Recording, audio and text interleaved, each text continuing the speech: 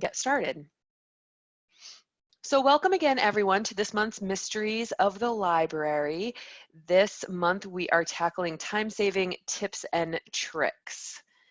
So we are assuming that you have a little bit of library knowledge, and so these things will help kind of refine your search strategies and approach when you're coming to the library. So obviously the first thing that you need to know is where to find the library. So we're going to start with the obvious for tip number 1. The easiest place to find us is simply going to the direct URL, which is library.waldenu.edu. But you can also find us in multiple other places, such as in your Blackboard Classroom and in your student portal. So what do I mean by going directly to the URL? So that simply means on your browser, you go up to your address bar, and you just type in library.waldenu.edu. You can hit enter and it will bring you right to the library homepage. So this is a good place to bookmark, so you don't actually have to go into your student portal or into Blackboard if you are working on an assignment and you just want to go right into the library. So that is tip number 1. Where can you find us?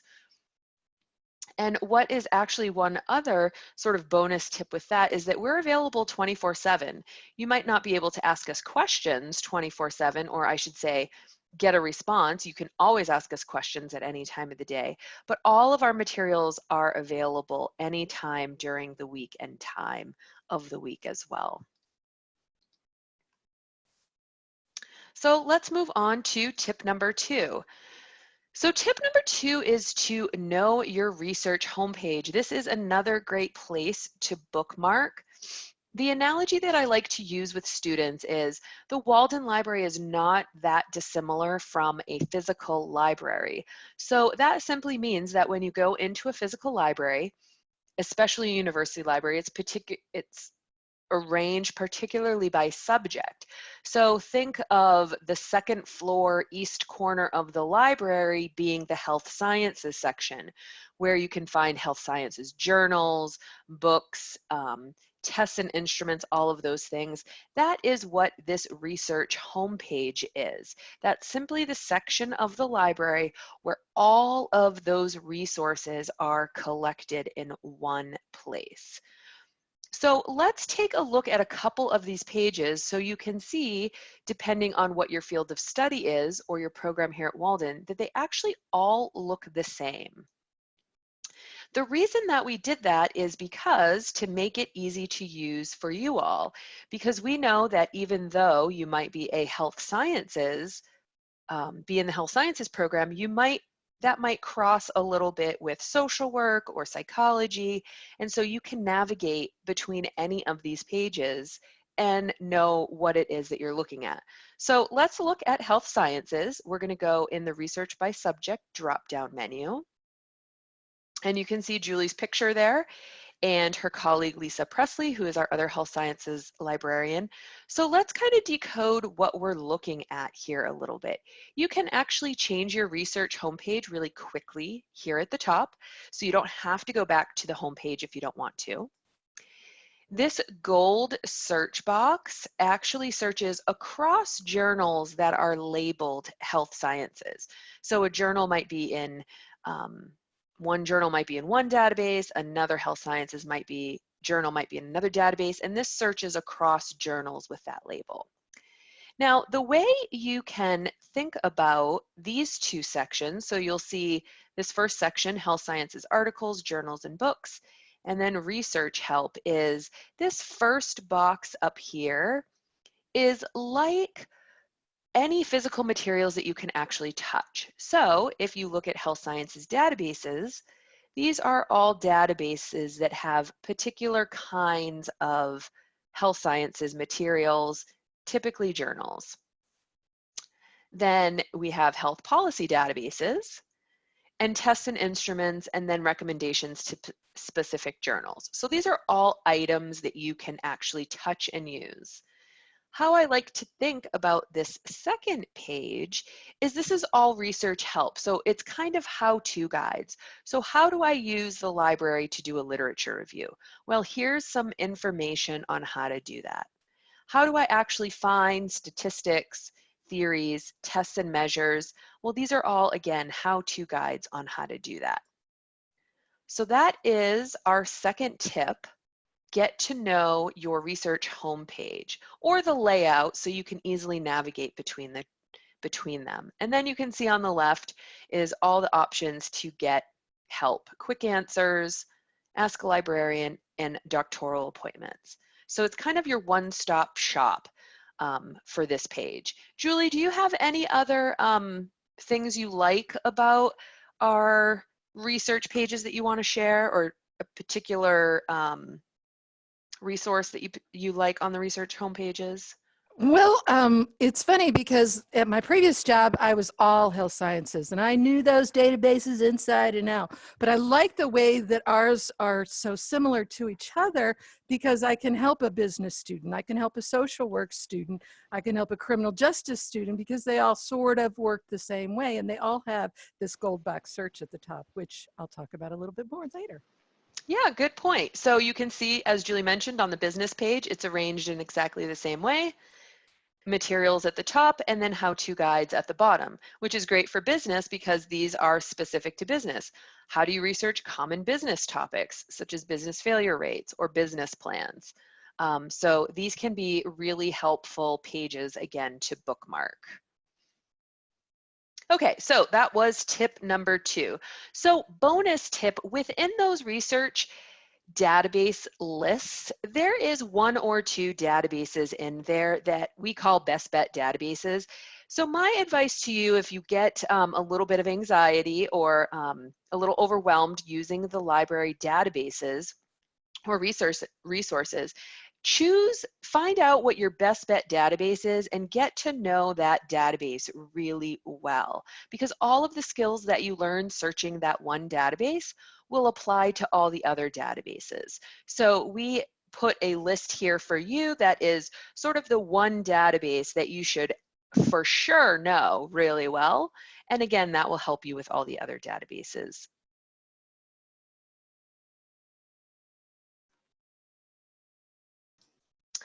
We All have a right, question if you want to take a pause for a second. absolutely. Um, so what do you recommend for topics that cut across areas? So in public health, we also publish in social science and public policy. How would you conduct a search that cuts across all of these topics?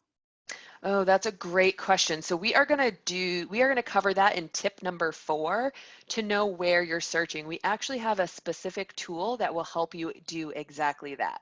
So we are going to go and move on to tip number 3, but we will return back to that question for tip number 4. All right, tip number 3, how do you find an exact article? Sometimes you have optional readings in your classroom that aren't linked. Sometimes your instructor or a colleague of yours or another student will recommend a title of an article for you to read. And so what is the easiest way to do that? Well, the easiest way to do that is to simply look up the article by title. And this sort of is going to address the question that was just asked as well. So how we do that is we use the search box at the top of the library homepage. That searches most of the library. We call that search thorough because we like to be a little funny and clever, a little inside joke since we're named Walden University. And so it's really as easy as pasting the article title into the search box. So we want to look for this exact article title, The Influence of Work and Home Interference and Facilitation on Job Satisfaction in Attachment Theory. So we are going to go ahead and click search. It's going to prompt me to sign in because I haven't signed in. And typically you will see one result. And we are going to talk about full text here in a little bit, but you are typically going to see the full text access at the bottom. So this is the article. All I simply have to do is click PDF to get to the article. So that is the easiest way to do that. So to save time, we do have on, let's see, we have another option on here that I'll let you explore on your own. Sometimes that search doesn't work because databases aren't perfect. There sometimes are data errors, data entry errors, or sometimes there's glitches in the matrix, and we just have to deal with that. So in those cases, you can double check that we have the article by looking up to see if we have the journal and the coverage that your citation falls under. And so that's a secondary measure you can use. But worst cases, you can always ask us at Ask a Librarian and we can do a quick search for you as well. So let's move on to tip number 4. So the rest of our tips are going to fall into how to best search the library databases. So tip number 4, so excuse me, this is the question that was asked earlier. How do I search across disciplines, right? So if your discipline crosses, your health sciences discipline crosses social work or psychology or business even, there's 3 main things you should know about our website, and it's really important to know where you're searching because you're going to search in specific places for specific reasons. So the 3 places are Thoreau, which we already talked about, the gold search box, which we talked about, and the databases, which we talked about. So let's go over to the website and we will talk about those. So again, up here, this search searches Thoreau, which is our main search box at the top of the page. It searches most of the library databases. What I typically recommend to students is to click on Advanced Search underneath, and then you're going to get the 3 search boxes. So if I was to do a search, job satisfaction and management styles, I'm going to check full text and peer reviewed, and we're going to see how many results we get. So we're searching the entire library. So you can see there's quite a bit of results. We have 1,091 results. So that's searching everything. So job satisfaction and management styles could apply to business. It could apply to health sciences, social work. So these journals will cover a variety of disciplines.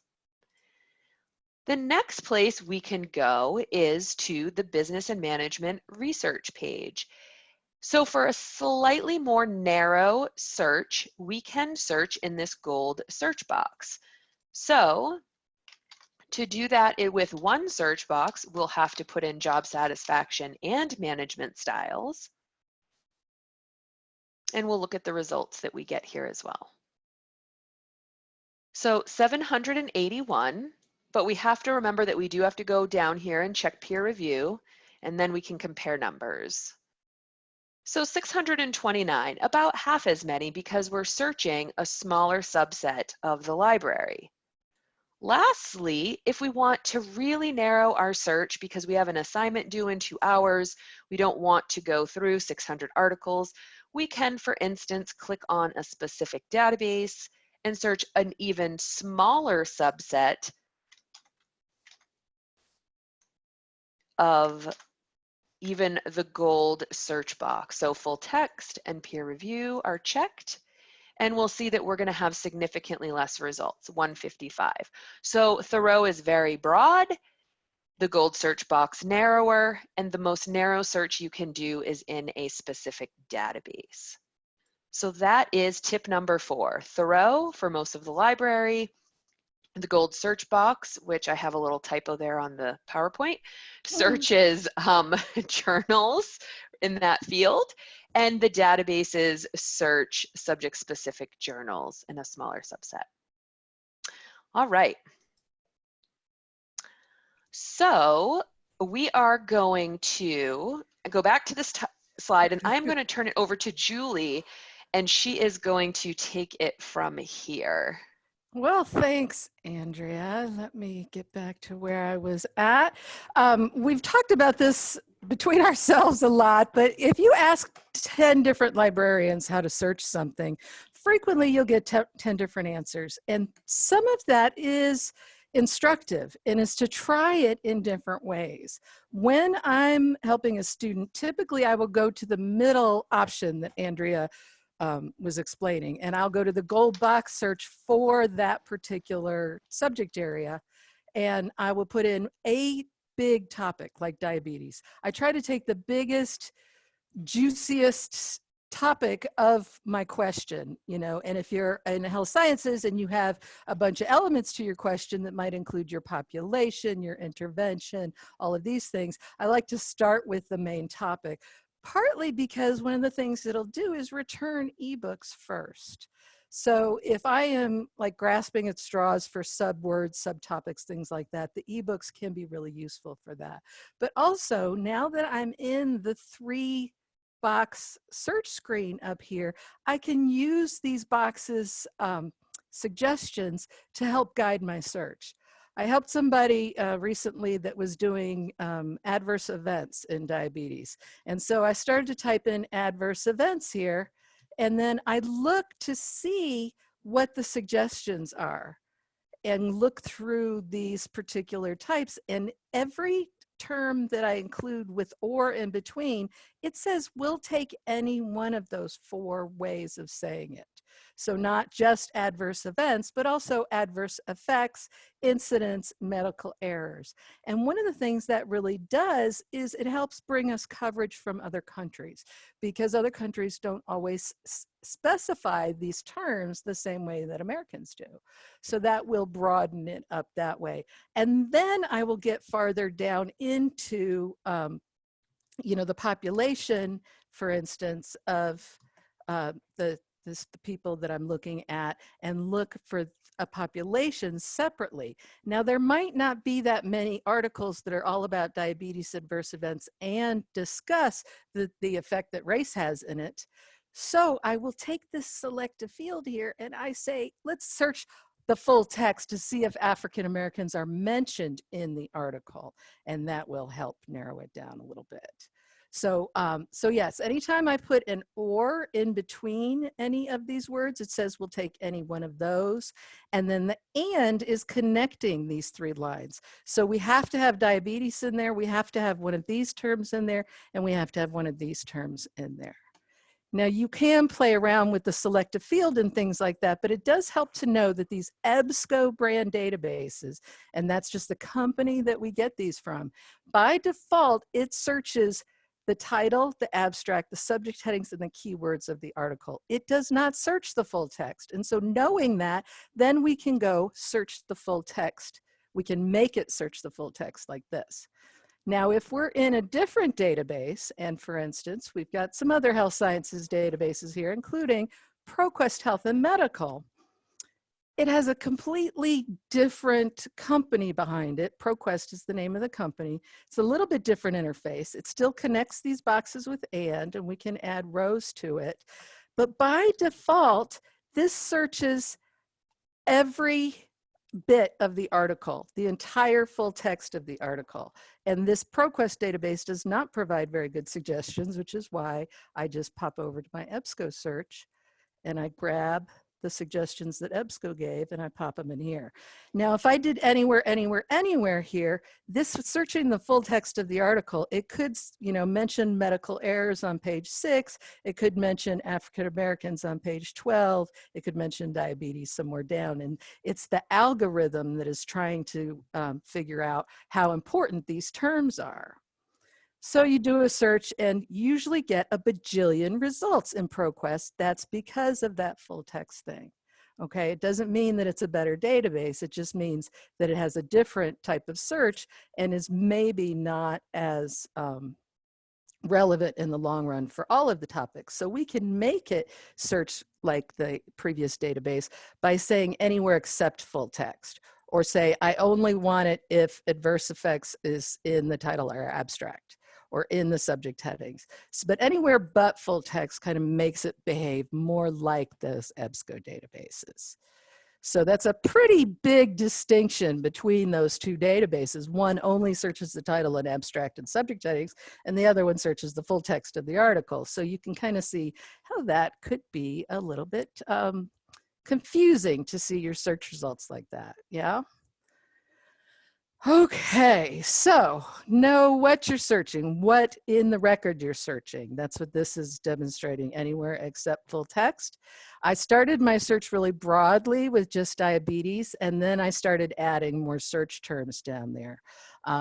And I really like the topic of job satisfaction and management styles. I should have showed you some of the suggestions that it gives for that, because those are interesting as well. Oh, yeah, the basic limiters are really important, and it's the same throughout all of the EBSCO databases. When you scroll down in the left-hand column, you can always click the peer-reviewed scholarly journals and the publication date here on the left. And it's really too bad you have to scroll down to see it, but I try to get into the habit of doing that every time and putting in my 2015 there, and then you can either hit enter or click off to narrow it. In ProQuest, it's over here in the left as well, but they're just set up a little bit differently. You can use the little slider bar to come over, or you can say 2015, and I think it's gonna make me put the day in there. Okay, so that's how to apply those limits, because almost always our Walden students are looking for peer-reviewed journals in the last 5 years. And checking the peer-reviewed journals box here is a lot easier than having to go look up every single journal and see if it's peer-reviewed. Okay, oh, subject terms. I almost forgot about subject terms, because these EBSCO databases show the subject terms here beneath the titles. I look at the most relevant titles, and then I look at some of the words that they're using underneath it. So I may want to look up, you know, ethnology. I may want to look up hypoglycemic agents, different ways of explaining, different ways of narrowing down your topic, because some of these can be subheadings too. So we could actually put in a subject heading for race or ethnicity. So that can be other clues, you know, what other words are being used in the articles that do match what you want. Okay. And getting the full text, most of you have probably discovered by now, it does take a little bit of persistence to keep going for that full text. If you get presented a list like the one on the screen that has several different entries, notice that they have different dates. The very first one is 2008 to present, then we have 1994 to present. So depending on where your article falls in the date range, you may want to pick some different ones here. And if one of them doesn't work, try another one, because these linking mechanisms are just so numerous now that sometimes they just break in the middle of things, but sometimes you have to hunt for that little PDF icon. So be persistent, and if that doesn't work, know how to ask for help. Andrea showed you earlier that we have quick answers that will help with a lot of the frequently asked questions that you see. We have Ask a Librarian at the top of every page on the library website, where you can submit that citation by email, and frequently you'll get a reply within a couple of hours at the most, 24 hours at the very most. We can search it out. We can go look by journal and see if we can find it that way. We can see if there's other ways of getting to the article for you, and give you a link to it. Sometimes it does require a little detective work. And then my favorite page on the website is Get Help, because that's where our recorded webinars are, our how-to guides, all our library skills. All these mysteries webinars are all under Get Help, under recorded webinars and library skills. Okay, what questions do y'all have? We're almost out of time, but we got about 3 minutes left. Andrea? Right now we don't have any questions, but if I'm understanding one person's question correctly, can you show, once you limit to date on the results page, how to remove the date limiter? Oh, so okay. If you've limited to the last 5 years, but then you want to maybe I have done that. that here in EBSCO. I've done that before by just putting in some random very, very early date by saying 1900, usually does it. And then in ProQuest, I believe, yeah, you can just do the same thing over here and just take it all the way back out, and it'll figure out what the first date is again. I haven't had to do that, so there may be, I guess this little X would do that, wouldn't it? If you X That's out. another option too. Okay. Hmm. And then I see somebody else asked to go back to tip number 9. Let's go back to tip number 9. Okay, so getting the full text. When you find that Find at Walden button, sometimes it'll lead you to a list like this. If you don't see a PDF full text right away, you may have to go to one of these other databases, because it's trying to detect that it's in another database. We have like 150 databases altogether from 15 or 20 different vendors. So it's trying to reach out across to another database and find the article for you. And sometimes that can be just require a couple more clicks than you expect it to do. Find at Walden is the Finder utility that we use, and that's just what we call it. When you are in one of our databases and you see Find at Walden, that is going to link you to the full text, hopefully, once it does a hop or two. And then if it does not find the full text, if this is a dead end and you can't find any PDF, we may not have access to that particular item. We don't have, no library has subscriptions to everything, but oftentimes there will be something like a supplement or a poster presentation and things like that that may not be included in our subscriptions. So anytime you really want something and can't find the full text, go ahead and hit that that Ask a Librarian link and submit the citation that way, and we'll check it out and see if we can track it down for you. Okay. Great. There was a few other questions about the PowerPoint being recorded, missing some of the tips. So the recording is going to be sent out to everyone who registered. And let me grab the PowerPoint link one more time, and I will repost that in the chat box. It was at the top, but I'm going to go ahead and repost it again. So you can have the PowerPoint as well. So if you were taking notes and missed something, you can look both at the recording and the PowerPoint. We did have a few other questions. Let me go back a couple. I did reply to some of Matthew's questions privately, but it looks like he's had several more since I saw these. Oh, yeah, when you replied to Matthew, you only replied to the panelists. Okay, Matthew, I'll send you an email with Andrea's replies to you. Sorry, we're still getting used to the Zoom platform here. So I will follow up with Matthew separately.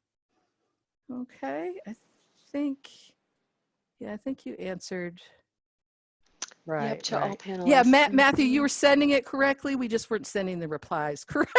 Okay. Yeah, so I've been sending all of my replies to all the panelists, which all of you are attendees. So no one saw any of my answers. I was clearly sending them to no panelists that we had.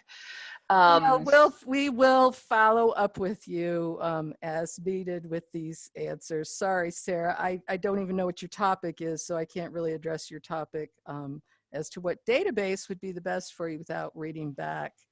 Oh, okay, I do see one of Sarah's questions. She's looking for specific research articles. For example, a qualitative or quantitative articles without those words specifically. That is a great question. And especially for Sarah, but everybody can follow along here if you like. If you go to our quick answers and put in qualitative or quantitative, we've got, how do I find a qualitative article that has all of these lovely keywords that also mean qualitative? So if I am searching for a qualitative article on diabetes, I would say, in a separate search box, I would put qualitative or action research or ethnographic or phenomenological. And then if you scroll down to the bottom of this, it has a link to the other, somewhere.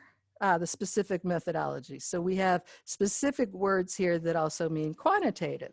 So if ANOVA is in the article, it's probably going to be a quantitative article because that's a quantitative